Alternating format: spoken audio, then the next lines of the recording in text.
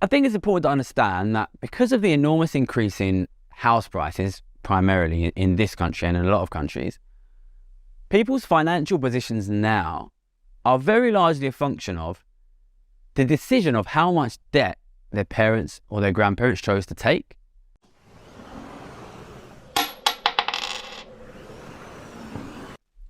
Okay, so I wanted to start with explaining the relationship between debt and money, because we did a video a couple of months ago called What is Money, which a lot of people watched. And in that video, I basically explained that our modern monetary systems, the money system of the UK, the US, of Europe, or basically the whole rich world at the moment, is a debt-based money system, which means that money is debt. And what I said at the beginning of that video was that if we added up the total amount of money in the whole of society, it would add up to zero. And that is because we have a debt-based money system, which means that for every one person with £1 of money, there has to be somebody somewhere with £1 of debt, and it cancels out. I think that can be a little bit confusing for some people when we think about it from the money perspective. But now we can look at it from the debt perspective, and I think that makes it a bit clearer, because it should be easy to understand that the total amount of debt in society is equal to zero. And the way that you should be able to understand that is because we know that it is impossible to be in debt without being in debt to somebody. So if we add up the total amount of debt, it will equal the total amount of money owed to somebody. The amount of money that everybody owes is equal to the amount of money that everybody is owed. And that is because every debt has somebody who is in debt and somebody who is in credit. And we're going to use that term credit to refer to having money owed to you. So if I borrow £100 from Simran, then I have £100 of debt, I'm in debt, and Simran has £100 of credit. He is in credit because I owe him money. So this is the first thing, that debt adds up to zero. And it's obvious when you think about it, because you know that if you owe money, then you owe that money to somebody. It is impossible to owe money to nobody. But I think as much as it's obvious when you think about it, very often in our conversation about debt, it becomes clear that we don't really think about it. Because, for example, we know in the last 3 years that the UK government debt has increased by £700 billion. That's very clear. We can check that. We know that the US government debt has increased by $8 trillion. $8 trillion. And yet we very frequently act as if that money has disappeared and not gone anywhere. And that is impossible. That's not how money works.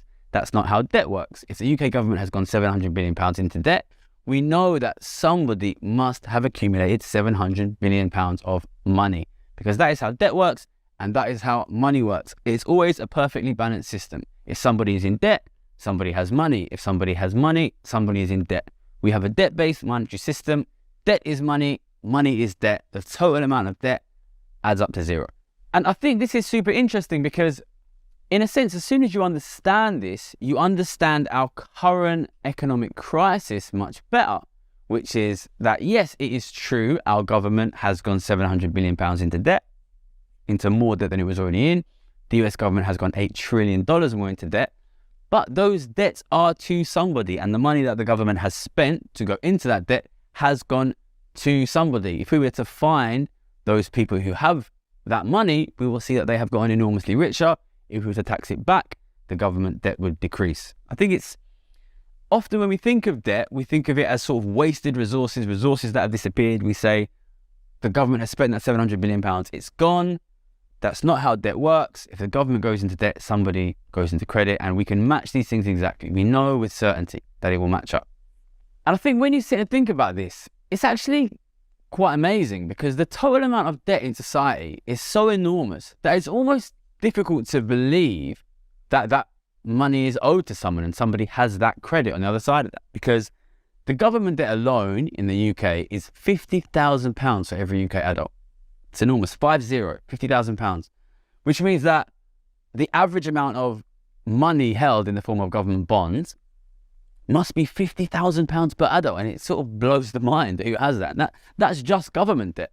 All of the mortgages, your mortgage, your friends' mortgages, your parents' mortgages, your children's mortgages, every single mortgage is owed to somebody. And I think that there's sometimes a slightly misleading understanding that this debt is just appears and is owed to nobody. But in reality, all mortgages are owed to somebody. And even though your mortgage is owed to the bank, banks are in most cases just intermediaries.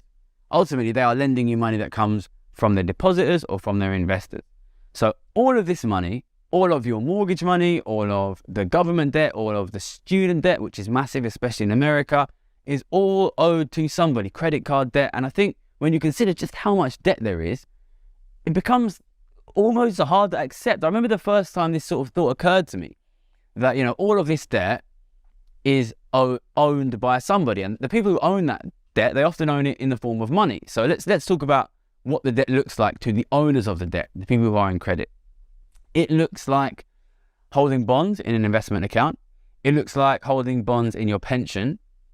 It looks like holding money in your bank account. So if you have money in your bank account, you probably think you just have money, but what actually happens is the bank lends that money out, and essentially that money in your bank account is somebody else's debt. It is money which has been lent to somebody, and you are a money lender, you are someone who is in credit, and you're on the other side. So I think it's worth realizing that all of this money is owed to somebody, and somebody has all this money, just simply because the amount of debt is so enormous. And I think we often sort of just internally assume that debt just is to nobody. The debt's to aliens. We're in debt. Everybody's in debt. That's impossible. Society as a whole has to have a total debt of zero. And the reason why it seems impossible is because ordinary people tend to be on the debtor side of the coin. So you have your share of the government debt, you have a mortgage, but not many people have enormous piles of cash in the bank or enormous investment accounts of bonds. And that is because of society, the inequality in society. So bonds and credit tend to be overwhelmingly held by richer people. Now, we will get some people commenting, and it is of course true that if you have a pension or if you have a large bank account, you are in credit. You are one of the people who has the credit. But if you look at the overall distribution of credit, of money owed to people, is overwhelmingly owned largely by the richest people in society. Of course, there will be some owned by, for example, pensions and things like that. Another comment we get is that we owe all of this money to China or to foreigners. And it is, of course, true that the UK as a whole does have a debt to China. It also has a debt to Japan. But most of the debt is owed internally. And there's a situation happening where increasingly financial assets are owned by a kind of international super elite, and they own the debt of many, many countries, which means that there are very wealthy people to whom money is owed by British people and the British government. But there are also very wealthy British people who will have the credit of foreign governments and foreign people. So don't allow yourself to be sort of lured into this trick of, well, the money is all owed overseas, because overseas people also owe money to British wealthy people. The reality is more a situation of ordinary people and ordinary governments are in debt to a kind of international super rich elite, of which many are British and many are American, because America and Britain and Western Europe are rich countries and they are creditors. The money is largely owed to wealthy people in the rich world. And of course, what is important to understand is that every year, every month, every day, the people who are in debt, which is you if you are a taxpayer, which is your government, which is you if you have a mortgage, pay money to the people who are in credit. So every single day, a big chunk of your taxes goes to the wealthy debt holders, and a big part of your mortgage payments go to those people as well. Now, the next thing I want to explain is a little bit tricky, but I think it's important to understand the function that debt plays in our economy, which is that debt is a form of ownership. And I think the best way to understand this is to consider the way in which corporations finance themselves. So we tend to know about shareholders, which is if corporations need money, they sell shares, they get money from the shareholders, and the shareholders give the money to the company that it needs. But in actuality, corporations choose largely between two ways of raising funds, which is selling shares to shareholders and selling bonds, which is essentially borrowing money from wealthy people who want to lend money. And in many cases, they take more than 50% of their funding from people who lend the money to them, to creditors. So when you are running a corporation, you have a choice between how do we raise funds from stockholders or from bondholders, who are the people who lend the money. And when you think about it like this, you realize that stockholders and bondholders are really not that different. They are both people that give money to a corporation and then take a share of the profits of the corporation. The way in which the profits are shared is different. So the company first has to pay interest to the bondholders. Then, if there's any money left, it pays the rest of the profits to the shareholders. But in a sense, it's not that different, right? If you are a bondholder or a stockholder, you give money to the company and they give you a share of their profits going forward. So we consider often in our mind the stockholders to be the owners of the company. But in a very real way, stockholders and bondholders are not that different. And it's the same if you own a house. So obviously, if you buy a house, you think you own the house. But if you buy a house using a huge amount of debt, then really your situation is in many ways similar to when you were still renting, right? Of course, there are differences. You can choose what to put on the walls and things like this. But if you're renting a house, you live in the house and you have to pay a chunk of money every month to the owner of the house to live in the house. If you're owning with a mortgage, you live in the house and you have to pay a chunk of money to the moneylender every month to live in the house. So I think it's important to understand that really debt is a form of owning assets. It's not that dissimilar to simply owning the asset and renting it. And in both cases, you'll see if you stop making the payments. So if a corporation stops making the payments to the debt holders, what will happen is legally, the debt holders will be given possession of the company because debt is a form of ownership. And if you stop paying your mortgage, what will happen is your mortgage lender will take legal possession of your house because debt is a form of ownership. And I think it's important to understand that basic fact, really, that debt is a form of ownership. And if you own an asset with a large amount of debt, essentially what's happening is a wealthy person who has the money to lend you is buying the asset through you. And of course, debt is not the same as ownership, right? If you own the property with debt, you take the price risk on the property. If the price goes up, you make that money. If the price goes down, you lose that money. Also, you have the legal risk. So we have a situation in this country where a lot of people bought property and then found that they had to upgrade the cladding on their property and the owner had to take the loss on that. So if you own with debt, then you take price risk, you take legal risk, and you also have to manage the property. But in a very real sense, if you have to pay to use that thing, be that through not owning it or through having debt, you do not own that property. So debt is a form of ownership, and it is a way of rich people buying assets and not having to worry about the price going down, not having to worry about management, not having to worry about legal risk. Really, if you think about it, from the perspective of the wealthy lender, he's kind of running a business. He's saying, look, I have two ways of owning property. Either I buy it and I rent it to you, but then I take the risk of the price falling, I take the risk of damage, I take legal risk, or I lend you the money and I probably won't make so much money on it because interest tends to be cheaper than rent, but you have to take the risk of price falling, you have to take the risk of any damage or legal problems, and you have to manage the property. So really, and I've said this many times, but I think it's interesting to understand, debt is a form of ownership. It is a way of wealthy people owning assets and having you manage them. So in a way, this way of owning assets through debt is quite good for the rich, right? Because I don't have to worry about if the price goes down. I don't have to worry about managing it every day. I don't have to worry about any legal risks. You manage it for me and you still pay me the interest every month. I don't have to do anything. Right? It's pretty fantastic way of owning assets. And yet, people overwhelmingly prefer to own their property, even through a massive amount of debt, than renting. Why is that? So there are a couple of obvious reasons why people prefer to own with debt rather than to rent, such as, you can make your own changes, you can, paint the walls, these kind of things. But let's try and focus on only financial reasons, right? Why is it that people prefer owning property, even with a huge amount of debt, to renting property? The primary reason, in my opinion, why people prefer that is because in the last 30 years, property prices have gone massively up. And as I said when I spoke about debt as a form of ownership, when you own with debt, you take the price risk. So if prices go down, you lose money. If prices go up, you make money. And in the last 30 years, prices have gone up massively. So buying assets with debt has been a really, really good financial investment for people in the last 34 years. And for that reason, I think we've kind of internalized this idea that taking on debt to buy assets is good because prices always go up. And I think an interesting thing is happening here, which is that basically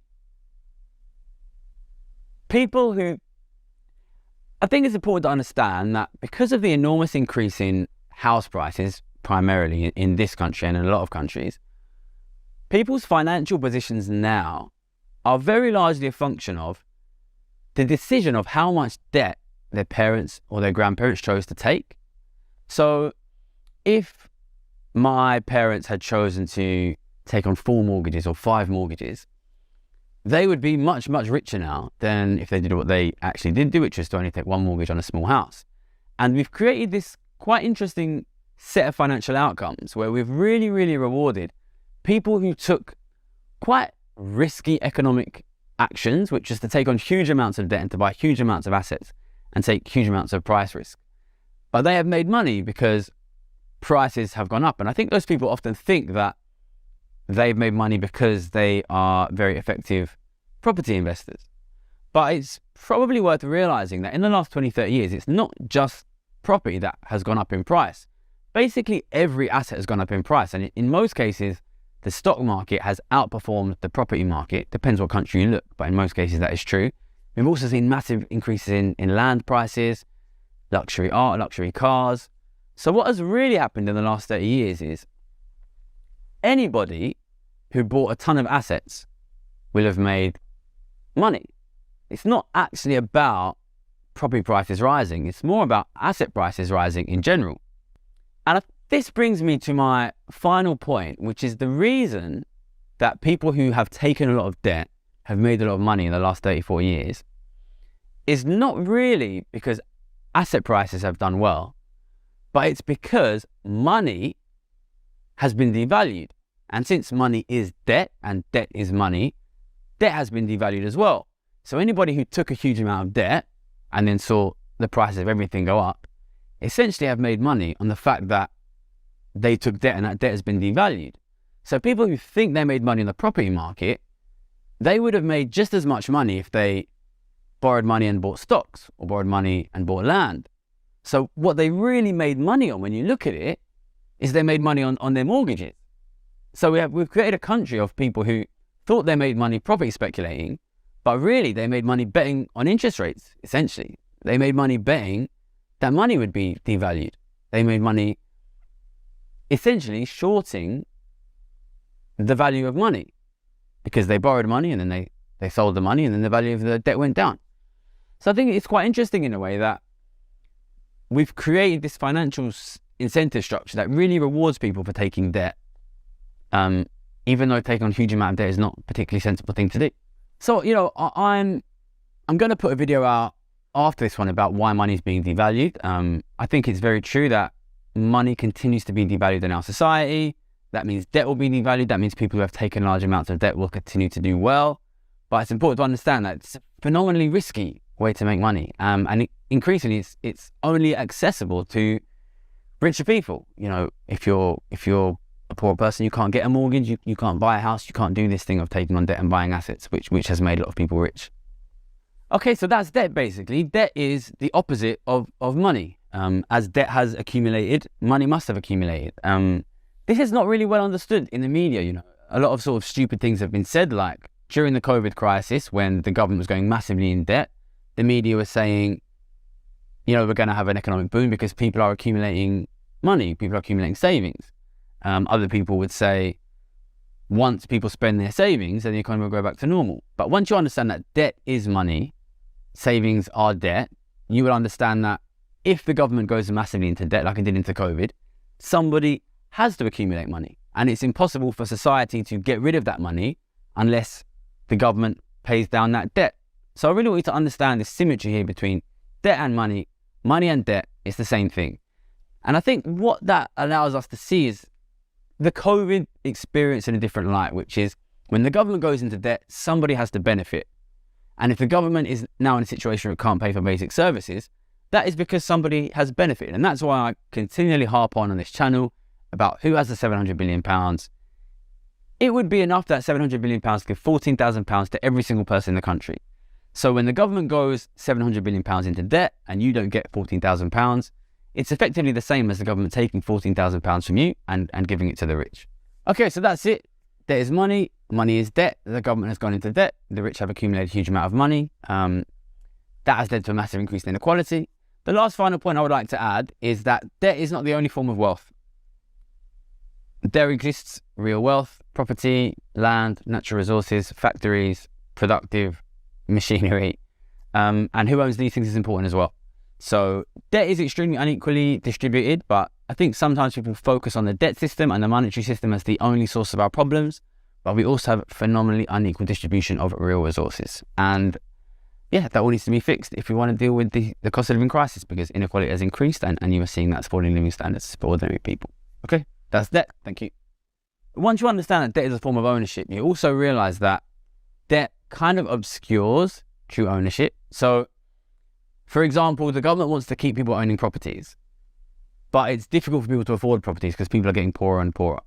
The only way that they will fix that is they will put ordinary families more and more into debt. So you see they'll have more 100% mortgages, might even be 110% mortgages, longer term mortgages, right? Much bigger mortgages. So you still own the property, but you have way more debt. And then people feel happy because they're in the property, but they're in debt. They're much more in debt. You see, so in a sense, debt is confusing because people don't, it means that you can lose your home without realizing you've lost your home. Because you still are the technical owner of the home. But now you're £500,000 in debt, right? Or maybe £1 million in debt. If house prices go up more, you know, in 20, 30 years, the average British family will be £2 million in debt on their house. But they'll still own the home. You know what I mean? Will they? Is that Or, you know what? And really interesting thing is if you look at the situation of the government, right? So the government still owns the hospitals and it still owns the schools. But if you look at the total amount of government debt, it is now bigger than the total value of all government assets. So in a sense, does the government really own the hospitals and the schools? It has to pay so much interest on the debt that it's raised to own them. Do you see what I'm saying? So you need to really what you need to consider is your net wealth, total assets minus debt. And if you're keeping your assets but your debt's going up and up and up, in a sense, what's happening is that is the rich kind of employing you as middle management to manage your own house, which they really own. You see what I'm saying? And now, increasingly, a big chunk of your taxes is going to pay government interest. You know, if the government didn't own the schools, but it didn't have the debt, you'd have to pay rent for the government to rent the schools. It's the same thing. It's the same thing. So debt obscures true ownership and sometimes confuses people about the real situation about who owns things. And what you are going to see now going forward is the government is more in debt. Ordinary people are more in debt because house prices are higher. But you still own it. You're still the owner. Don't worry, you own it, but just pay us all of your money to be allowed to own it. You see what I'm saying? It's quite interesting. In a sense, owning with debt is very, very similar to renting. Very similar to renting. But of course, house prices always go up, so you're going to be fine. Hey, it's Richard here.